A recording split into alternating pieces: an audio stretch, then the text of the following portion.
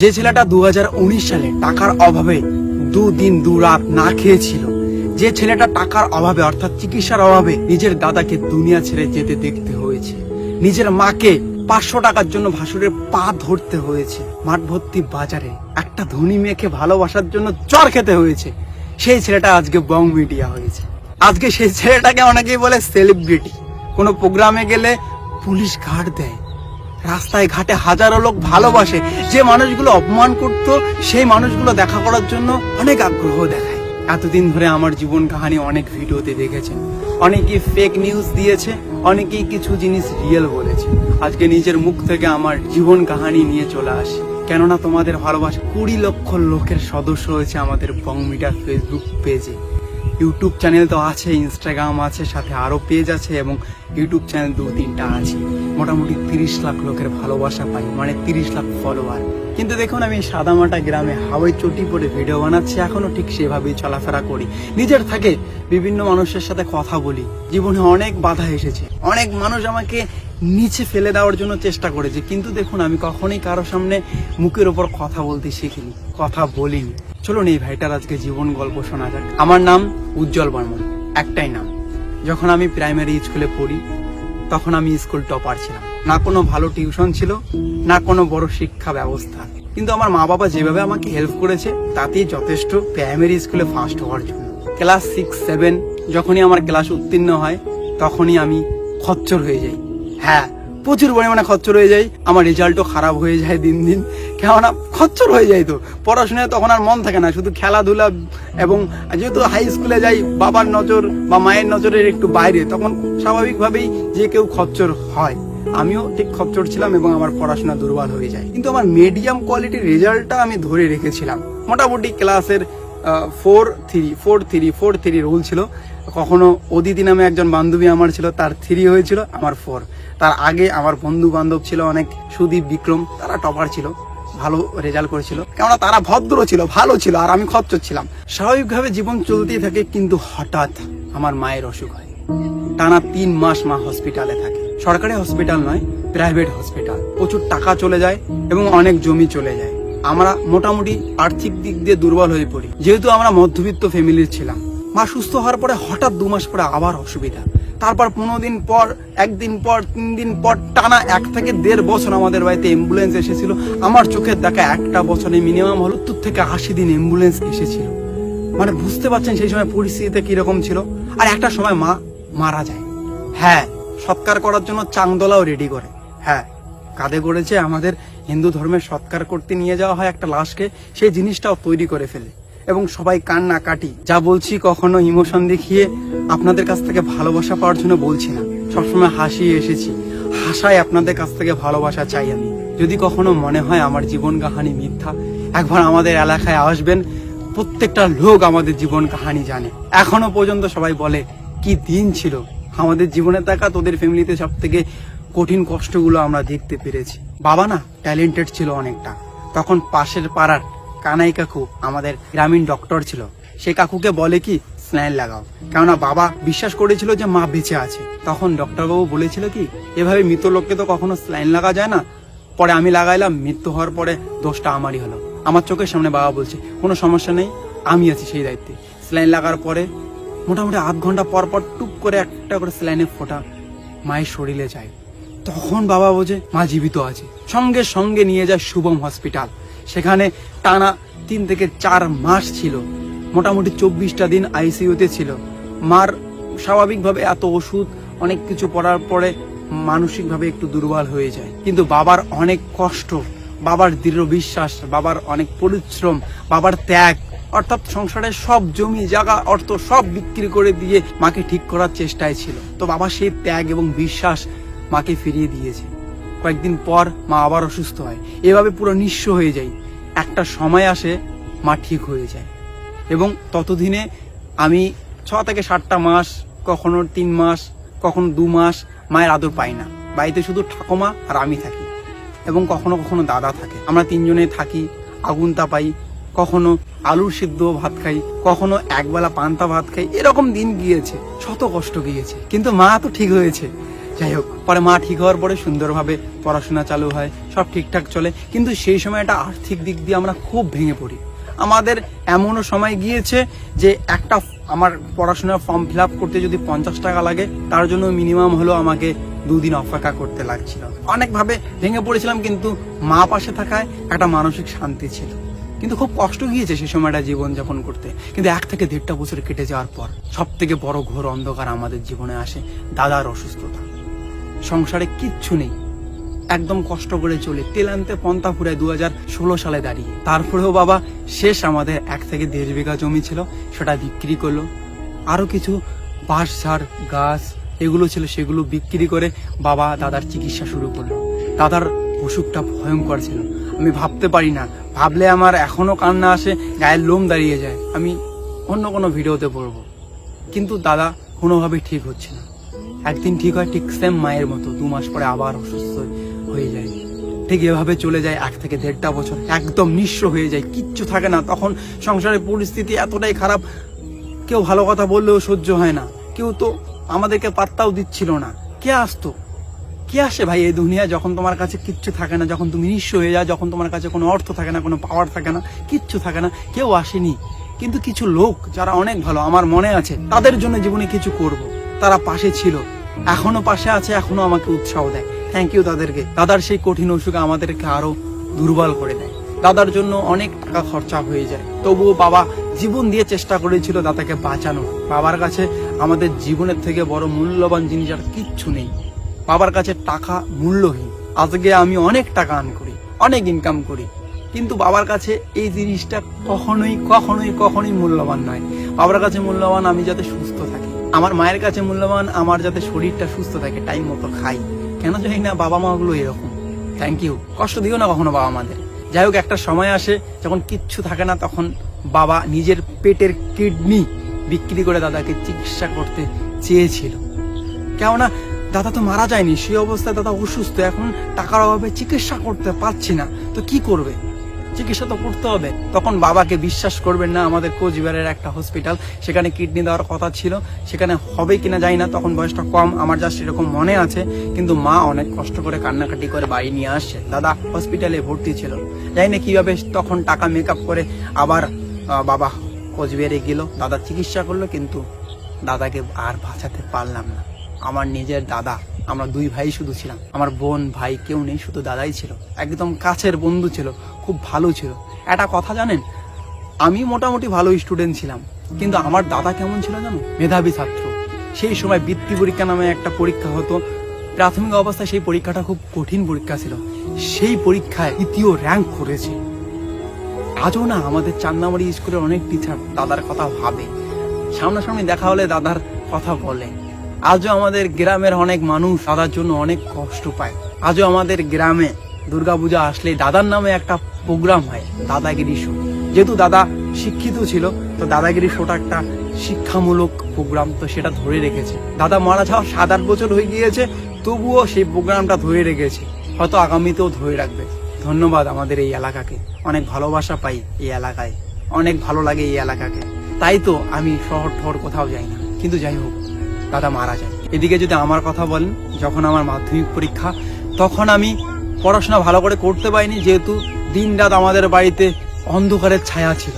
দাদার অসুস্থতা, না খাওয়া দাওয়া, প্রাইভেটের টাকা দিতে পারিনি বলে আমাকে প্রাইভেট থেকে বের করে দেওয়া হয়েছে। তবুও কষ্ট করে পড়াশোনা করার চেষ্টা করেছি, কিন্তু সংসারে এত খারাপ পরিস্থিতিতে ভালো রেজাল্ট করতে পারিনি। আমার মাধ্যমিকে 70% মতো আসে। আমার খুব আশা ছিল ভালো রেজাল্ট করার, এতদিন ধরে আমি 90% উপরে পেয়ে আসলাম, কিন্তু ঠিক মাধ্যমিক পরীক্ষার সময় পারলাম না। তারপর দাদা মারা যায় ক্লাস 11-এ। দাদা মারা যাওয়ার পর তো আমি ভাবিনি কখনো যে আমার মা বাবা বেঁচে থাকবে, কারণ সেই সময়টা নিজের ছেলে যখন মারা যায়, একটা মা বাবার পরিস্থিতি কিরকম হয় আমি মুখ দিয়ে কখনো বোঝাতে পারবো না। কখনো আমি দেখেছি আমার নিজের মা বাবার কষ্টগুলো, আমি কি কষ্ট পেয়েছি, তার থেকে 10 গুণ কষ্ট আমার মা বাবা পেয়েছে। আর সেখান থেকে আমি আমার কষ্টগুলোকে উপলব্ধি করতে পেরেছি। এতটাই আঘাত, মানুষের অবহেলা, যখন কিচ্ছু থাকে না মানুষ অবশ্যই অবহেলা করে, এটা স্বাভাবিক, সেটাকে অ্যাকসেপ্ট করে চলতে হবে। এটার জন্য ভেবে ডিপ্রেসড হয়ে গিয়ে নিজের কাজকে স্টপ কখনোই করা যাবে না, সেটা বোকামি হবে এবং তুমি আর জীবনে কিচ্ছু তাহলে করতে পারবে না। সবকিছুকে মানিয়ে নিয়ে তোমাকে তোমার কাজে ফোকাস করতে হবে। সেই সময়টা বাবা বিদেশ গিয়েছিল, জয়পুর গিয়েছিল। সাধারণত এখানকার লোক বিশেষত জয়পুর, কেরালা এইসব জায়গায় যায়, বেঙ্গালুরু। তো জয়পুর গিয়েছিল। জয়পুর যাওয়ার আগে আমাদের তো ওই ঝেঁসার বেড়া, যাকে বলা চলে, ওই বাঁশের বেড়া, পাটকাঠির বেড়া ছিল, তো সেগুলো দিয়ে জল আসে বৃষ্টি আসলে, সেগুলো বন্ধ করে গিয়েছিল। কিন্তু একটু বেশি ঝড় আসলেই জল টল পড়তো। তো তখন বাবা বাড়িতে আসে, বাড়িতে আসার পর ওরকম ভাঙাচোরা ঘর, সেই সময় ঘর বানানো তো দূরের কথা, পুরো ঘরটা বাঁধার জন্য রশি কেনার জন্য যে টাকা লাগবে সেই টাকাটাও আমাদের ছিল না। তখন ঝড় তুফানের সময় বাবা আমাদের পাশের বাড়িতে নিয়ে যেত। আমার একজন প্রাণের ভাই সৌগত, তাদের বাড়িতে গিয়ে ঝড় তুফান আসলে আমরা থাকতাম, তারাও আমাদের ভালোবেসে ঠাই দিত। আমার মিঠুনদা, তাদের বাড়িতে গিয়ে থাকতাম, পাশের বাড়িতে গিয়ে থাকতাম। ঝড় তুফান আসলে আমাদের মাথার ঠাই দেওয়ার মতো জায়গা ছিল না। যদি কখনো মিথ্যা হয় আমাদের এলাকায় এসে যে নামগুলো বললাম, একবার ভেরিফাই করে দেখবেন।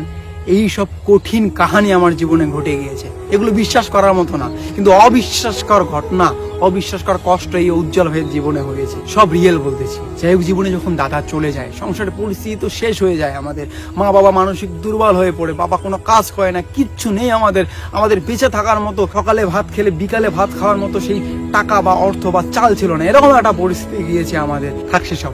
আজকে সেই উজ্জ্বল ভাই 0 থেকে 100-তে, বং মিডিয়া, এত বড় ইউটিউবার, অনেকে সেলিব্রিটি বলে। এই জায়গাটা পেলাম কিভাবে, এই জায়গাটা বানালাম কিভাবে, সেই গল্প নিয়ে আলোচনা করা যাক।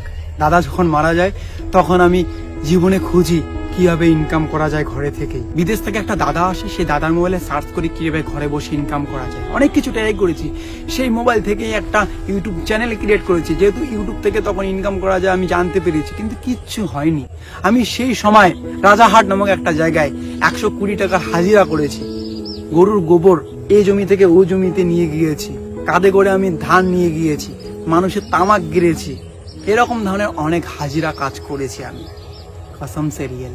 তারপর বাবা মা আমাকে ছাড়াও থাকতে পারে না, যেহেতু একটা ছেলেকে হারিয়েছে আর একটা ছেলের ভয় পায়। আমাকে বলে যতই কষ্ট হোক বাবা তুই পড়াশোনা কর। আমি আবার পড়াশোনায় মন দিই, কিন্তু পড়াশোনায় মন বসে না। কেন পড়াশোনা করবো কিভাবে? একটু তো প্রাইভেট বা কোনো কারো হেল্প লাগবে। তো প্রাইভেট পড়তে গেলে যদি টাকা দিতে না পারি, সেখান থেকে আমাকে কেউ একজন বের করে দেয়। হ্যাঁ সত্যি। তারপর কি হলো, আমি নিজে পড়াশোনা করা চালু করলাম, তার পাশাপাশি আমি ইউটিউব চ্যানেল ক্রিয়েট করলাম, সেখানে আমি একের পর এক ভিডিও আপলোড করি। আর তার পাশাপাশি একটা মেয়ের সঙ্গে আমি রিলেশনে ছিলাম। না, অ্যাঞ্জেল প্রিয়া নয়, অ্যাঞ্জেল প্রিয়ার আগে অন্য কেউ একজন ছিল, নাম বলবো না। হয়তো আজকে সে এই ভিডিওটা দেখতে পারে, তার ফ্যামিলিতে কেউ দেখতে পারে, যারা আমাকে খুব অপমান করেছিল, যারা আমাকে বলেছিল তেল আনতে পান্তা ফুরে তোর, আর তুই আমাদের ফ্যামিলির মেয়েকে ভালোবাসিস, তোর অকাত কি আছে, বিভিন্ন রকম কথা তাদের ফ্যামিলির থেকে বলেছিল। হয়তো তারাও দেখবে, কিন্তু তার নাম কখনোই বলা যাবে না, আমি তার কখনো ক্ষতি চাই না। যাই হোক, সে আমাকে বলে ভালো করে পড়াশোনা করতে। সে খুব ভালো স্টুডেন্ট ছিল, সবকিছু মানিয়ে নিয়ে। তখন আমার একদিকে ছিল পড়াশোনা, একদিকে কাজ, আর একদিকে ওই মেয়েটি, আর একদিকে ছিল আমার মা বাবার অসীম কষ্ট। সে সবকিছু মিলে আমি পড়াশোনাকে একদিকে কন্টিনিউ করতেছি, আর একদিকে আমি করতেছি পার্ট টাইম ওয়ার্ক, তার পাশাপাশি ইউটিউব চ্যানেল।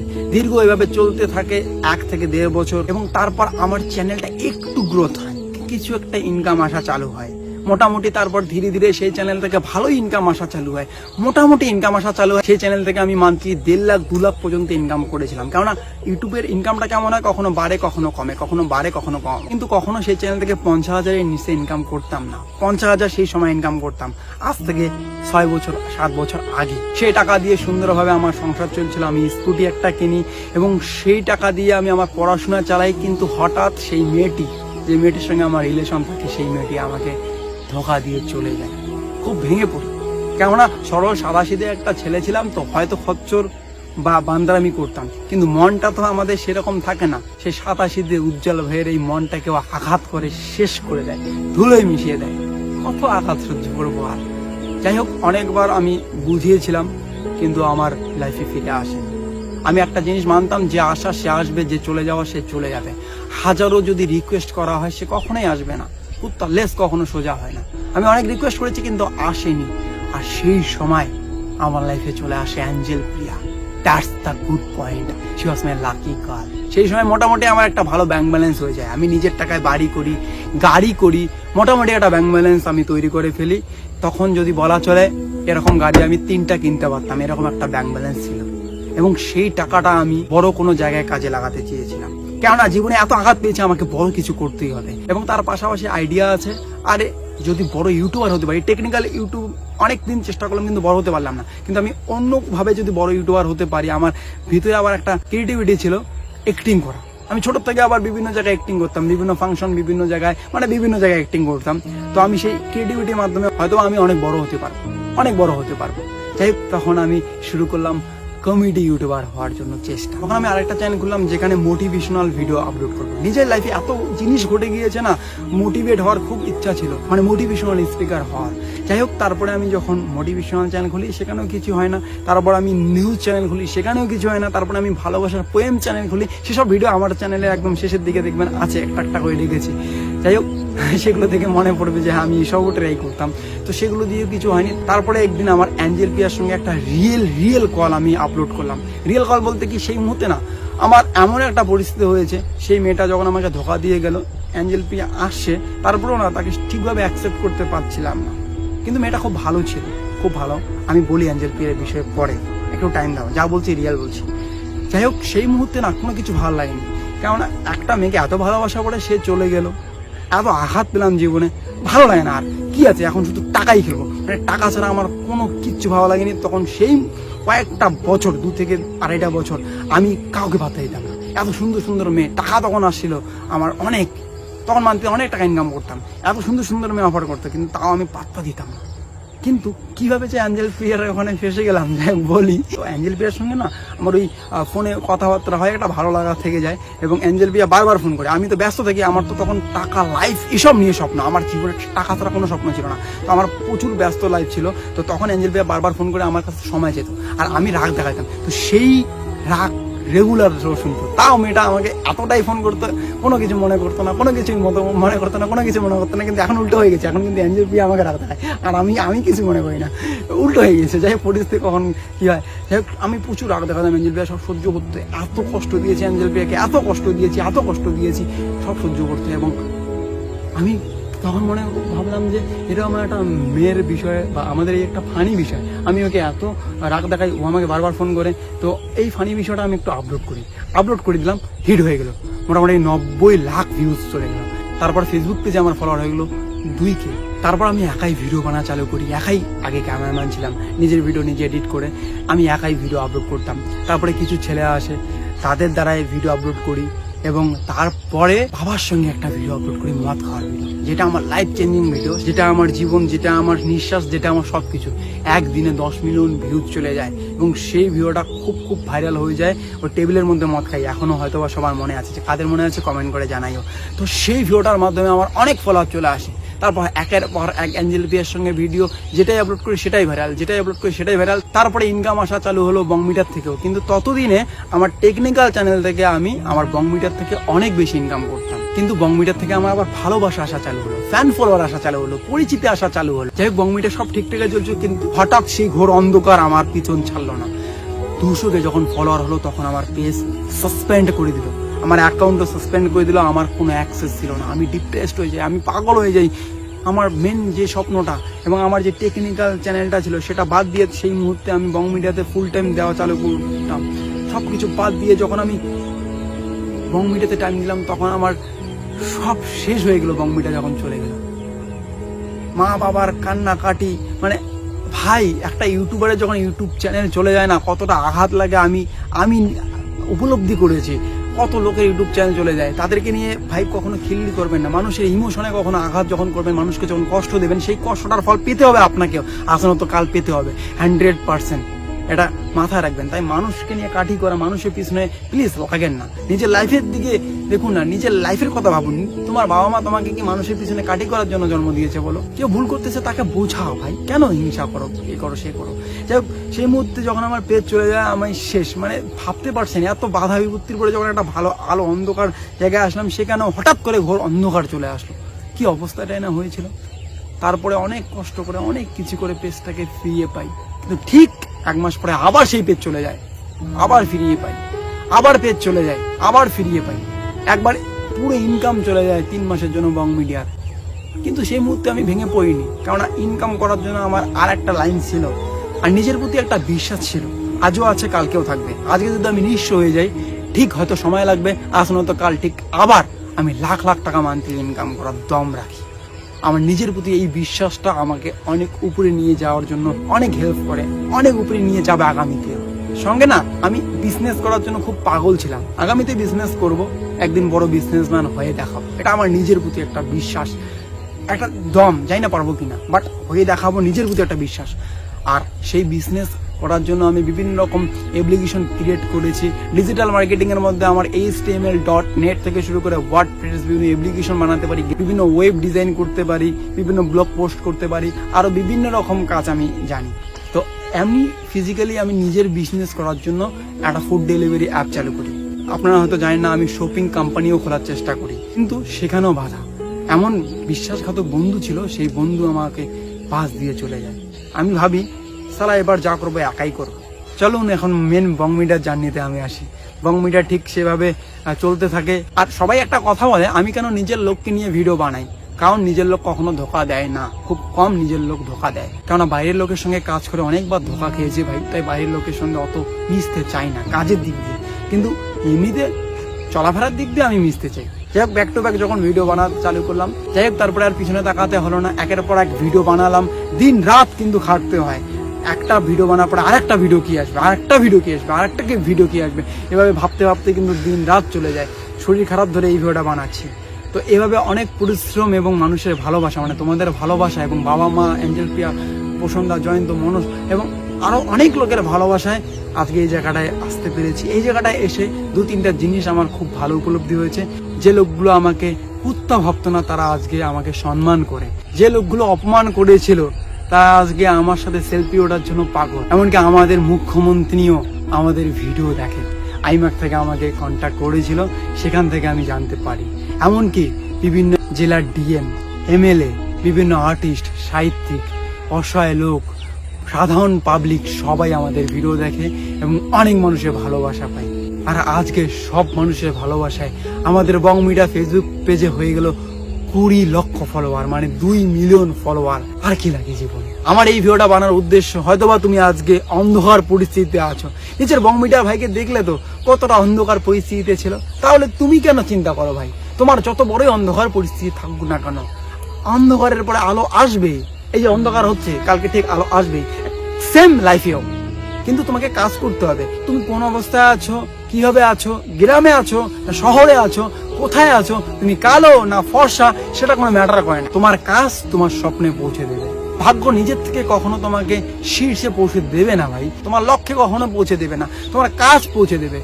ভাগ্যকে তৈরি করতে হবে, ভাগ্য কখনোই তৈরি হয়ে আসে না, ভাগ্যকে তৈরি করতে হবে। সেটা তোমার পরিশ্রম, তোমার ট্যালেন্ট, তোমার কাজ তোমার ভাগ্যকে পরিবর্তন করবে। আজ যদি আমার কপালের ভরসা আমি থাকতাম, তাহলে হয়তোবা আমি অসহায় মানুষের মতো জীবন যাপন করতাম, বাবা মাকে নিয়ে রাস্তায় বেরোতে হতো, হয়তোবা চিকিৎসার অভাবে নিজের জীবন বা বাবা মার জীবন কখনো বাঁচাতে পারতাম না। কারণ জীবন বাঁচাতে গেলেও টাকা লাগে, পুরো দুনিয়া চলে টাকার উপরে ভাই। আর সেই টাকা আসে তোমার কর্মফলে, তোমার কাজে ভাই। সো তুমি তোমার কাজে ফোকাস করো, কে কি বলে বলুক তাতে যায় আসে না। তুমি যদি ঠিক থাকো তুমি জয়ী হবে। আমাকে নিয়ে অনেকেই কটূক্তি করে, কিন্তু আমি পাত্তা দিই না, আমি আমার কাজ করি। আমি অসুস্থ হয়েছিলাম, অনেকে ট্রোল করেছে একটা রিলস বানিয়েছি বলে, কিন্তু আমি মনে করি আমার রিলসটাও কাজ ছিল। রিলস থেকে ইনকাম করা যায়, রিলস থেকেও ফলোয়ার হয়, রিলস থেকে অনেকে অনেক ফ্যান ফলোয়ার বানিয়ে ফেলেছে। সো কাজ করতে গিয়ে যদি তোমাকে ট্রোলের শিকার হতে হয়, অনেকে খারাপ বলে, আরে আমাকেই তো কতবার বলবো, অনেকেই খারাপ বলেছে। আজকে তুমি আমার জিরো থেকে হিরো হওয়ার গল্প শুনলে, কালকে আমি তোমার শুনতে চাই। আর আমি যদি করতে পারি, একটা সাধারণ ছেলে, একটা অসহায়, একটা ভিখারি ছেলে হয়ে যদি আমি আজকে এই জায়গাটা আসতে পারি, তুমি কেন পারবে না ভাই? হয়তো বা আমার থেকে তুমি বেশি খারাপ পরিস্থিতিতে নেই, থাকলেই বা খারাপ পরিস্থিতি ভালো পরিস্থিতি জীবনের অংশ। তোমার খারাপ পরিস্থিতি তোমার কর্মফলে। যদি তোমার খারাপ পরিস্থিতি জীবনের কম্পালসারি সাবজেক্ট হয় না, তবে বং মিডিয়া উজ্জ্বল ভাই আজকে বলছে, তুমি শুনে রাখো, তোমার ভালো পরিস্থিতি তাহলে মেইন সাবজেক্ট। সেই মেইন সাবজেক্টকে বেশি ধ্যান দেন, কাজ করো, এক কথায় আর কোনো কথা নেই। পয়সাই দুনিয়া, পয়সাই সব। আজকে এত কিছু ডায়লগ দিতে পেরেছি, ভিডিওটা দেখতে পাচ্ছ পয়সার জন্য ভাই। পয়সা দিয়ে তুমি মোবাইলটা কিনেছো, রিসার্চটা পয়সা দিয়ে করেছো, আমার কথা। আর পয়সা থাকলে ভালোবাসা সবকিছুই চলে আসে। কিন্তু মানুষের একটা ব্যবহারও অনেক ইম্পর্টেন্ট, সেটা আমাদের জীবনে চলতে গেলে তো ব্যবহারটাও অনেক ভালোভাবে রাখবে মানুষের সঙ্গে। তুমি বড় হয়ে যাবে, অ্যাটিটিউড নিয়ে আসবে। আজকে উজ্জ্বল ভাইকে দূর থেকে অনেকেই বলে তোর সেই অ্যাটিটিউড, একবার কাছে এসে মিশে দেখো উজ্জ্বল ভাইকে ভালোবেসে ফেলবে। আঘাত পাওয়া সেই ছেলেটি, সে মা বাবার তীব্র কষ্ট দেখে আসা ছেলেটি, বারবার বারবার অপমানিত হওয়া ছেলেটি কখনো অ্যাটিটিউড কি জিনিস সেটা শেখেনি, সেটা দেখেনি। সো অ্যাটিটিউড ভাব এগুলো অনেকটা ম্যাটার করে। যাই হোক, থ্যাংক ইউ ফর 2 মিলিয়ন। 2 মিলিয়নের জন্য অনেক ভালোবাসা। এটাই আমার 2 মিলিয়নের স্পেশাল ভিডিও, আর আলাদা কোনো ভিডিও আসবে না। 2 মিলিয়নের জন্য অনেক ভালোবাসা। বহুদূর যেতে হবে। Next target 5 million. ভালো থেকো, সুস্থ থেকো। আজকে আমার জীবন কাহিনী শুনলে, কালকে তোমার শুনতে চাই। Love you.